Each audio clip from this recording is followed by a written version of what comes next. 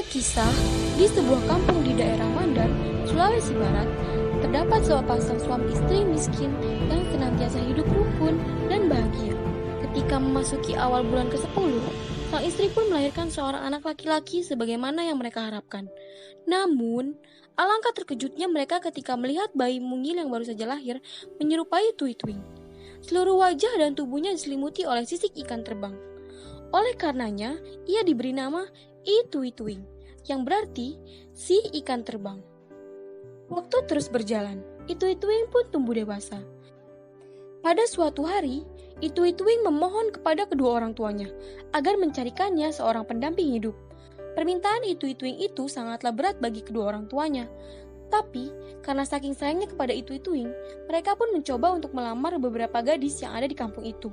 Setelah menaiki beberapa rumah, yaitu rumah panggung, bukannya penghargaan ataupun penyambutan yang mereka terima, melainkan penghinaan. Hanya tersisa satu rumah di kampung tersebut yang belum didatangi, yaitu rumah sang juragan yang memiliki 6 anak perempuan. Namun, kedua orang tua I-Tui-Tuing pun merasa hasilnya akan tetap sama. Tetapi, I-Tui-Tuing merasa yakin jika salah satu dari anak juragan ada yang mau dengan dirinya. Sementara itu, di rumah sang juragan, karena putri juragan tampak rukun dan bahagia, kecuali satu orang yang bernama Siti Rukiah. Siti Rukiah adalah anak ketiga dan dialah yang paling cantik di antara saudari-saudarinya. Rupanya, hal itulah yang membuat saudari-saudarinya iri hati kepadanya. Oleh karenanya, kelima saudarinya tersebut membiarkan Siti Rukiah tinggal sendirian di kamar paling belakang di dekat dapur. Bahkan, mereka membedakinya dengan arang, agar wajahnya yang cantik itu tidak terlihat oleh para pemuda yang datang ke rumah mereka. Pada suatu hari, kedua orang tua I-Tui-Tuing memberanikan diri datang ke rumah sang juragan untuk melamar salah seorang putrinya. Sesampainya di rumah tersebut, mereka pun disambut baik oleh sang juragan. Maaf jika kedatangan kami mengganggu ketenangan keluarga juragan.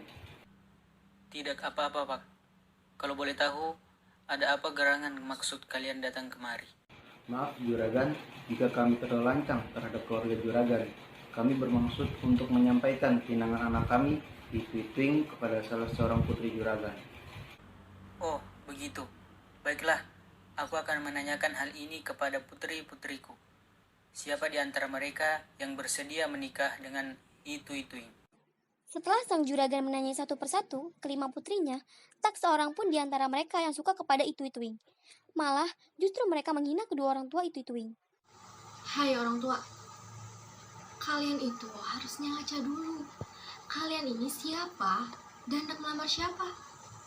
Ingat, kalian itu hanya orang miskin, sedangkan kami ini orang kaya. Lagi pula, siapa yang sudi menikah dengan putra kalian yang berrupa itu? Coba lihat pria itu, berani sekali dia datang ke rumah kami. Memangnya dia pantas menikahi salah satu dari kami? Kami pun tidak sudi punya pendamping hidup yang memiliki sisik ikan seperti dia. Orang-orang saja tidak menerima, apalagi kami. Mendengar jawaban kelima putri juragan itu, kedua telinga orang tua itu bagaikan disambar petir. Dengan perasaan sedih dan kecewa, mereka pun berpamitan kepada sang juragan untuk pulang ke rumahnya menyampaikan berita buruk itu kepada anaknya. Namun, ketika mereka akan berangkat dari tempat duduk, tiba-tiba terdengar suara dari ruang paling belakang. Jika tidak seorang pun dari saudariku yang sudi menikah dengan I-Tui-Tuing, biar aku yang mendampingi hidup ya. Iya, memang pantasnya buat kamu seperti dirimu yang buruk rupa seperti itu. Karena lelaki seperti itu tidak pantas buat kami. Semua yang hadir di rumah itu tiba-tiba tersentak kaget.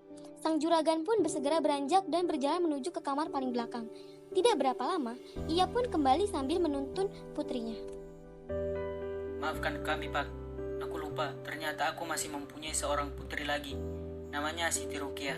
Tapi lihatlah, wajahnya sangat buruk karena setiap hari pakai bedak arang. Apakah kalian bersedia menerimanya? Dengan senang hati, Tuan. Wajah cantik tidaklah terlalu penting bagi anak kami. Tapi yang terpenting, putri Tuan bersedia untuk hidup bersama anak kami. Mendengar jawaban itu, Siti Rukiah pun menyatakan kesungguhan hatinya untuk hidup bersama dengan I-Tui-Tuing sepanjang hidupnya. Pernyataan Siti Rukiah itu pun disambut baik oleh kedua orang tua Tui Tuing. Demikian pula kelima saudarinya. Mereka sangat senang karena Siti Rukiah akhirnya akan menikah dengan orang yang buruk rupa. Dengan demikian, tentu para pemuda tampan di kampung itu akan melirik mereka. Seminggu kemudian, pernikahan Itui Tuing dengan Siti Rukiah dilangsungkan secara sederhana. Acara tersebut hanya dihadiri oleh keluarga dari kedua mempelai. Sejak resmi menjadi suami istri, mereka pun meminta kepada kedua orang tua untuk hidup mandiri. Akhirnya, mereka pun dibuatkan sebuah rumah panggung yang cukup sederhana di atas tanah milik orang tua Siti Rukiah yang berada di kampung sebelah. Sejak itu, Itui Tuing bersama istri tercinta tinggal di rumah itu. Untuk memenuhi kebutuhan hidup keluarganya, setiap hari Itui Tuing pergi metonggah di sekitar Teluk Mandar. Pada suatu pagi, seusai sarapan, Itui Tuing berpamitan kepada istrinya hendak pergi metonggah. Setelah suaminya berangkat, Siti Rukiah memasak nasi dan membersihkan rumah. Setelah semua pekerjaannya selesai, ia pun membersihkan seluruh badannya, terutama wajahnya yang masih dipenuhi dengan bedak arang. Ketika hari menjelang siang, tiba-tiba seorang mengetuk depan pintu rumahnya. Siti Rukiah pun segera membuka pintu. Saat pintu terbuka, tampak seseorang lelaki gagah dan tampan berdiri di hadapannya. Maaf Tuan, Anda siapa? Aku adalah Itui Tuing, hendak mencari istriku yang bernama Siti Rukiah. Maaf, Tuan jangan mengaku-ngaku. Bukankah seluruh wajah dan tubuh Itui Tuing dipenuhi oleh sisik ikan? Benar yang kamu katakan itu. Selama ini kulitku memang dipenuhi dengan sisik ikan, sehingga aku menyerupai ikan terbang. Itu semua terjadi karena keinginan orang tuaku sebelum aku lahir. Tapi sekarang aku sudah menjadi normal, karena aku sudah menikah. Pada mulanya, Siti Rukiah tidak percaya dengan penjelasan orang yang tidak dikenalinya itu. Tetapi, setelah mendengar suara dan mencium bau lelaki itu, persis sama dengan suara dan bau Itui Tuing, akhirnya ia pun percaya bahwa lelaki yang gagah dan tampan yang berdiri di hadapannya adalah suaminya. Setelah yakin dengan hal itu, kini giliran Siti Rukiah memperkenalkan dirinya kepada suaminya. Bang, aku ini istrimu, Siti Rukiah. Bukankah istriku itu wajahnya hitam pekat? Benar bang, wajahku menjadi hitam pekat karena perbuatan saudari-saudariku. Mereka iri terhadap kecantikanku, makanya mereka membedakiku dengan arang, agar para pemuda tampan tidak tertarik melihat kecantikanku. Ketika abang berangkat ke laut, aku membersihkan semua sisa-sisa arang yang masih menempel di wajahku. Kini, wajahku menjadi bersih seperti semula. Awalnya, Itui Tuing pun juga tidak percaya. Namun, setelah mendengar suara dan mencium bau perempuan itu, tidak ada bedanya dengan suara maupun bau Siti Rukiah. Setelah keduanya saling mengenal, mereka pun langsung berpelukan. Keesokan harinya, mereka pergi mengunjungi orang tua mereka. Pertama-tama, mereka mengunjungi rumah orang tua Itui Tuing.